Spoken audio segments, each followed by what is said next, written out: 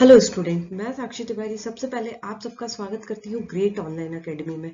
आज मैं यहाँ पर बात करने वाली हूँ एक बहुत ही इम्पोर्टेंट टॉपिक पे जिस पे बहुत ज़्यादा प्रोटेस्ट चल रहा है हमारी कंट्री में। अग्निपथ। अग्निपथ क्या है, ये क्यों आया, इसको गवर्नमेंट क्यों लेके आई, इसकी ज़रूरत क्या पड़ी, इसके क्या फ़ायदे हैं, क्या मेरिट, मतलब इसके फैक्ट्स क्या है, इसके ऊपर मिथ क्या क्या है और प्रोटेस्ट कितना ज़्यादा बढ़ गया है। ये मैंने आज सुबह न्यूज़पेपर देखा, उसकी ये हेडिंग है और आप देख सकते हो कि कितना ज़्यादा प्रोटेस्ट बढ़ गया है। तो सबसे पहले तो मेरा सबसे रिक्वेस्ट है कि आपको पहले इस स्कीम को समझने की कोशिश करनी चाहिए कि एक्चुअली में ये है क्या। और उसके बाद सबसे पहले जो कंसंट्रेशन आपका करना चाहिए वो करना चाहिए अपनी स्टडीज़ पर। बिकॉज जो भी कोई चेंज यदि हो रहा है तो उसके लिए लड़ना ठीक है, लेकिन अपनी ही पब्लिक प्रॉपर्टी को सबसे पहले डिस्ट्रॉय करना और जो आम जनता है उसको परेशान करना किसी भी चीज का प्रोटेस्ट नहीं होता है और ना ही किसी समस्या का समाधान है। तो सबसे पहले मैं बात करने वाली हूँ कि ये जो स्कीम है अग्निपथ आई क्यों, इसकी जरूरत क्या हुई। ये जो आई है स्कीम, ये आई है हमारी जो आर्म फोर्सेस है, जो हमारी आर्म फोर्सेस है उनका जो एक्सपेंडिचर चल रहा है, अभी जो उनका एक्सपेंडिचर चल रहा है उसको कटल करने के लिए आई है। क्योंकि क्या हुआ, आर्म फोर्सेस का जो एक्सपेंडिचर है वो मैक्सिमम एक्सपेंडिचर हमारा जाता है पेंशन और अकोमोडेशन जो होता है, पुराने जो रिटायर्ड पर्सन्स हैं उनके पेंशन और अकोमोडेशन पर ही चला जाता है, ऑल सैलरीज में जाता है और सैलरीज में जाता है। आपको सबसे पहले ध्यान देना पड़ेगा कि जो इंडिया है सेकेंड लार्जेस्ट आर्म फोर्स है हमारे पास।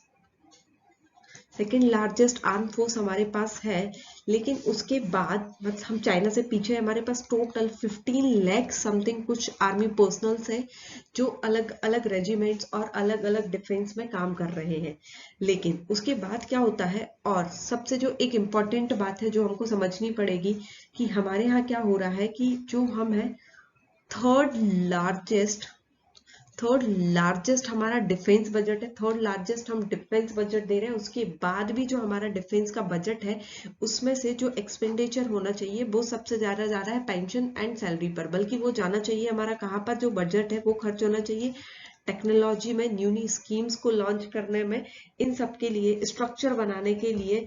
और सबसे ज्यादा जो हमारा बजट होता है वो खर्च होता है क्योंकि हमारे जो दो नेबर्स कंट्री हैं वो एटॉमिक पावर है उनके पास, और उनसे सुरक्षा के लिए भी हमें एक बहुत बड़ा अपना पार्ट बजट का, डिफेंस बजट का खर्च करना पड़ता है सिक्योरिटी पर्पस के लिए दो कंट्रीज से। ये एक बहुत बड़ा रीजन है हमारे लिए। अब क्या है, इसके बारे में बात करते हैं। इसके लिए, इन सबको कम करने के लिए, स्पेशली ये जो पेंशन वाला है और यूथ को और स्किल करने के लिए ये योजना लाई गई है।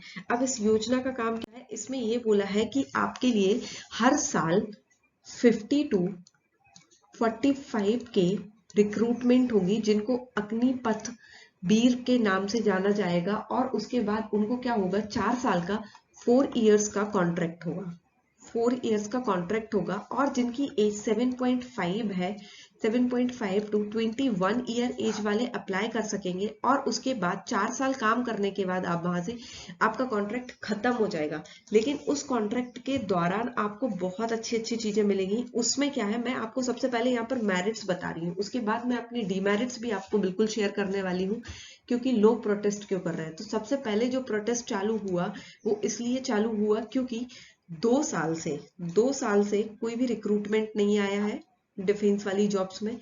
जब कोई रिक्रूटमेंट नहीं आया है तो बहुत सारे ऐसे युवा हैं जो 21 से 23 साल के हो गए हैं। लेकिन इस बात को मिनिस्ट्री ने माना और उन्होंने इस साल 2 साल का एज रिलैक्सेशन दिया और 23 साल तक के लोगों को अलाउ कर रहे हैं। अब क्या होगा, जब आप यहाँ पर जाएंगे तो आपको जो पूरा पैकेज मिलने वाला है वो मिलेगा आपको 4 लाख समथिंग, आपको यहाँ पर फर्स्ट ईयर में मिलेगा। दैट मीन्स इन हैंड जो आपको मिलेगा वो मिलेगा 21,000 फॉर 1 ईयर, एंड 9,000 जो होगा वो आपका जमा हो जाएगा सेवा निधि में, और सेम अमाउंट गवर्नमेंट भी जमा करेगी आपके लिए। तो टोटल 18,000 होगा। और सच कुछ अमाउंट आपका हर महीने ऐसे जमा होता जाएगा, और जब आप बाहर निकलेंगे 4 साल बाद तो आपको 11 लाख रुपए, 11 लाख और समथिंग ऐसा कुछ अमाउंट आपको दिया जाएगा। और क्या होगा, जो आपने यहाँ पर 50 से 45 लोग यहाँ पर गए थे फर्स्ट ईयर में, फोर्थ ईयर में 25% बस बचेंगे जिनको सोल्जर की डायरेक्ट रैंक मिलेगी, ये इनका कहना है। अब यहाँ से क्या होता है, दो चीजें, अब आपको ये पैसा तो मिलेगा, साथ में आप इससे दो चीजें कर सकते हैं। जब आपको 4 साल की ये आप इसमें रहोगे तो आपको बहुत सारे स्किल डेवलपमेंट के कोर्स कराए जाएंगे।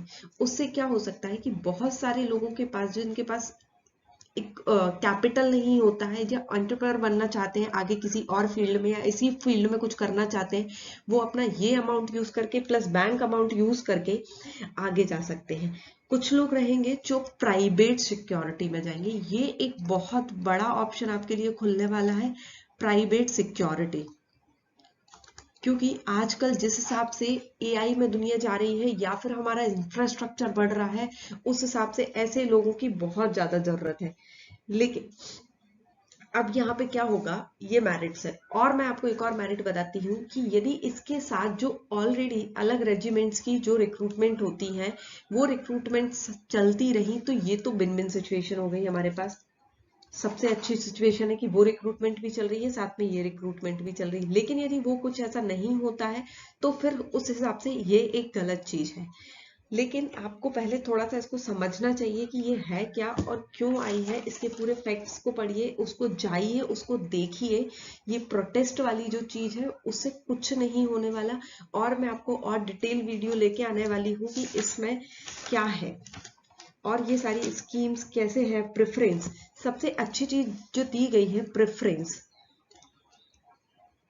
बहुत सारे स्टेट्स ऐसे हैं जिन्होंने बोला है कि जो 25% के बाद रेस्ट 75% पीपल है, उनको स्टेट की जो पुलिस फोर्स होता है, जो स्टेट का पुलिस होगा, उसमें प्रेफरेंस मिलेगा। ये एक बहुत अच्छा मौका है। क्योंकि लेकिन इसका एक डीमेरिट निकल के आया कि जब कोई मतलब यूथ है उस वो वहां पे गया आर्म फोर्सेस में, अब उसने 4 साल की ट्रेनिंग करी है, बहुत सारे उसने हथियार चलाना सीखा है, सब कुछ किया है, तो ऐसा भी तो हो सकता है कि वो गलत जगह चला जाए उसके बाद, वहां से आने के बाद। ऐसा बिल्कुल नहीं होगा, क्योंकि अभी भी हमारे पास इतने सारे रिटायर्ड आर्मी पर्सनल हैं, लेकिन ऐसा कोई भी नहीं है जो कि हमारी कंट्री के अगेंस्ट या हमारी एंटी नेशनल ग्रुप को जाके किसी ने ज्वाइन कर लिया होगा। ऐसा नहीं होगा। आप जब कभी भी ऐसे ऑर्गेनाइजेशन में जाते हैं जहां पर आपकी लाइफ वेल डिसिप्लिन होती है, वहां से आप बहुत कुछ सीख के आते हैं, और मतलब इतनी चीजें सीख के आते हैं कि आप अपनी लाइफ में बहुत फोकस्ड रहेंगे और आगे बहुत कुछ कर रहेंगे। क्लियरिटी बहुत जल्दी मिलेगी। मतलब ये वाली जो चीज होती है ना कि इसमें